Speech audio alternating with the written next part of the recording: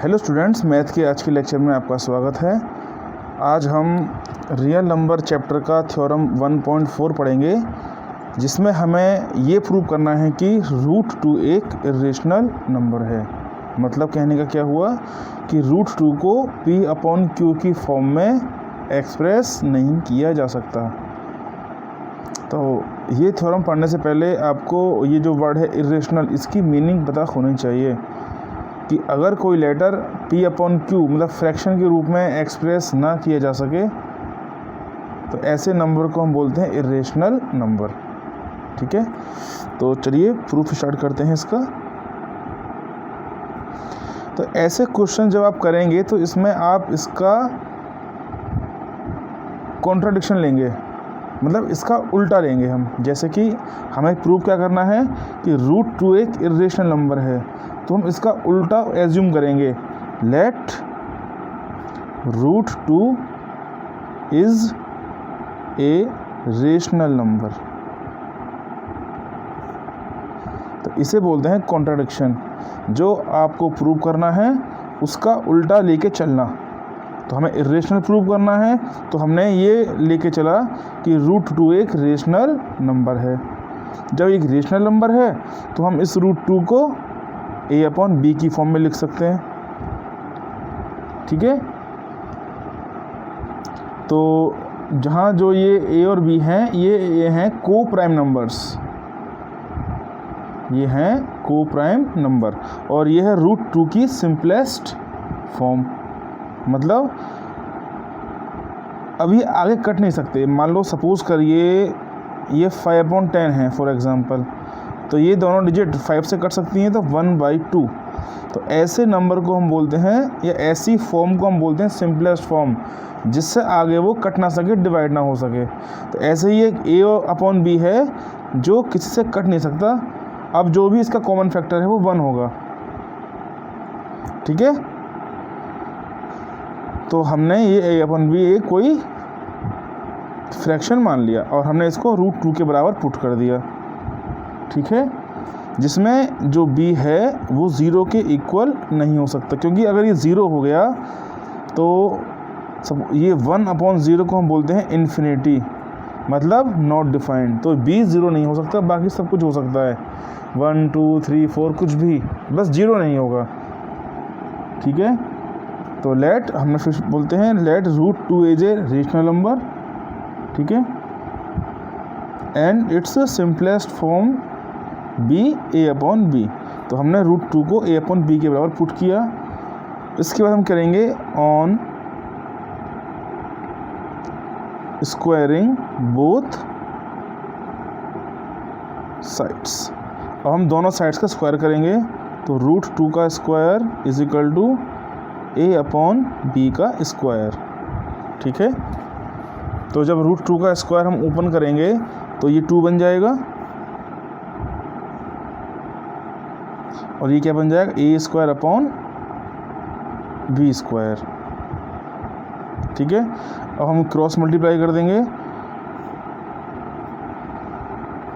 तो ये हो गया A² is equal to 2/B²। तो यहाँ से हमने B² की वैल्यू निकाली A²/2।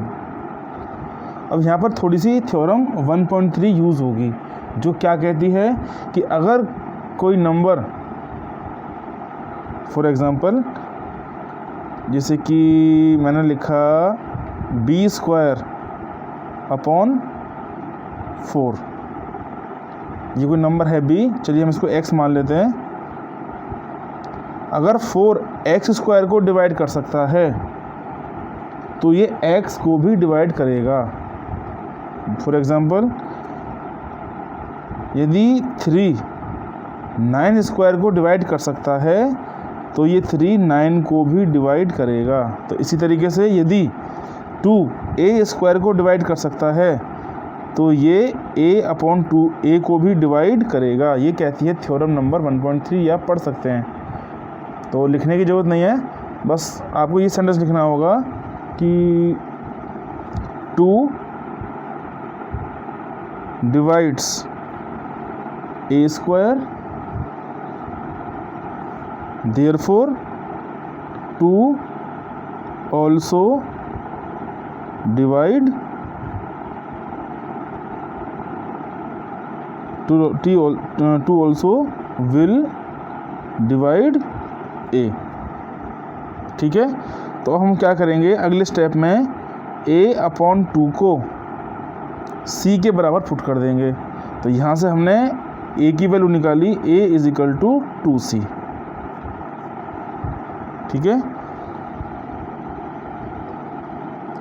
और ये जो हमारा निकल के आया था a² = 2b², इसको हमने इक्वेशन फर्स्ट मान लिया। ठीक है, अब इस a की वैल्यू को इक्वेशन 2 में पुट किया जाएगा। Putting the value of a in equation first. ठीक है, तो इक्वेशन फर्स्ट हमारी क्या थी, a², और a² की वैल्यू क्या है, 2c² = 2b²। स्क्वायर खोलते हैं इसका, तो ये हो गया 4c² = 2b²। हमने 2 से 4 को काटा तो ये क्या निकल के आया, 2c² = b² implies that c² = b²/2। अब देखिए, जो कंडीशन यहाँ हो रही थी वही कंडीशन यहाँ बैठ गई। तो इसमें हम क्या कह सकते हैं, 2 डिवाइड्स b²। यदि 2 b² को डिवाइड करेगा तो ये b को भी डिवाइड करेगा, तो देन 2 ऑल्सो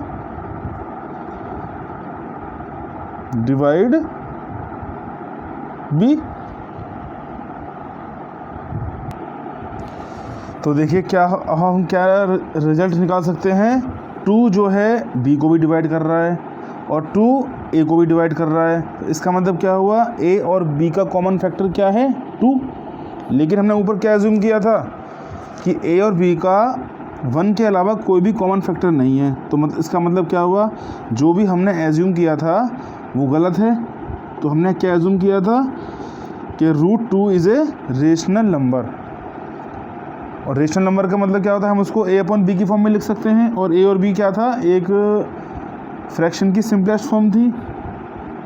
सिंपलेस्ट फॉर्म मतलब अब वो किसी और से कट नहीं सकता, उसका जो कॉमन फैक्टर होगा वो 1 होगा और कुछ नहीं होगा। लेकिन इस रिजल्ट से हमको क्या मिला कि जो 2 है वो a और b दोनों कॉमन फैक्टर है, जबकि होना चाहिए 1 था। तो इसका मतलब क्या हुआ, जो हमारा एजम्पशन था वो गलत है। तो क्या लिख दें, 10 2 is a common factor of a and b। ठीक है, this contradicts मतलब अपोज करता है, contradicts the fact, this contradicts the fact that a and b have no common. ये आपको लैंग्वेज लिखनी पड़ेगी, इसी से जो है आपको नंबर मिलेंगे, मार्क्स मिलेंगे कि आपने कब क्या लिखा, कब क्या लिया, ये सब कुछ। तो this contradicts the fact that a and b have no common factor other than 1। तो ये इस बात का विरोध करता है, अपोज करता है कि इसके 1 के अलावा कोई कॉमन फैक्टर नहीं है। लेकिन जो हमने प्रूव किया उसके हिसाब से तो 2 निकल के आ रहा है। तो इसका मतलब जो हमारा एजम्पशन था वो गलत है। Hence √2 is an irrational number. बिल्कुल इसी तरीके से होगा √3 के लिए, √5 के लिए, √7 के लिए। तो सपोज़ करिए अगर यहाँ √5 होता तो यहाँ हम 5 लिख लेते, √5 = a/b लिख देते, बाकी सब कुछ सेम चलता। यहाँ √5 का स्क्वायर हो जाता तो यहाँ 5 आ जाता, ठीक है। तो यहाँ पर हो जाता a² = 5b²। तो b² की वैल्यू क्या होती, a² 5 हो जाता। तो इसका मतलब क्या हुआ कि जब 2 जो है a² को डिवाइड कर सकता है तो 5 जो है a को भी डिवाइड कर सकता है। इसी लाइन को हमने यहाँ लिख देते। उसके बाद हाँ, अब देखिए यहाँ a/2 था तो हमने इसको c मान लिया। अगर यहाँ √5 होगा तो यहाँ हो जाएगा a/5 = c, तो a हो जाएगा 5c। फिर इसको हम चाहे 2 मान सकते हैं। इस इक्वेशन 2 का हम क्या करेंगे, स्क्वायर करेंगे, नहीं सॉरी, इस इक्वेशन 2 से a की वैल्यू को हम इक्वेशन फर्स्ट में रखेंगे। और फर्स्ट हमारी क्या आई थी, ये वाली a² = 5b², ठीक है। ये मैं जब बता रहा हूँ जब हमें √2 की जगह √5 दिया होगा। स्टेप सब सेम रहेंगे, बस जहाँ जहाँ 2 है वहाँ वहाँ 5 आ जाएगा, और कुछ नहीं करना। तो थोड़ा ये थ्योरी आपको याद रखनी पड़ेगी कि किस चीज़ को कब लिखना है। और ये क्वेश्चन बहुत ही इम्पोर्टेंट है, बोर्ड में अक्सर पूछा जाता है। तो उम्मीद करता हूँ कि आपको लेक्चर समझ में आया होगा। तो यदि आपने अभी तक मेरा चैनल सब्सक्राइब नहीं किया है तो सब्सक्राइब कर लें, और ताकि मेरे द्वारा अपलोड किए गए वीडियो आपको तुरंत मिल सकें, ठीक है। तो नेक्स्ट लेक्चर में आपसे फिर मुलाकात होगी। Till then good bye.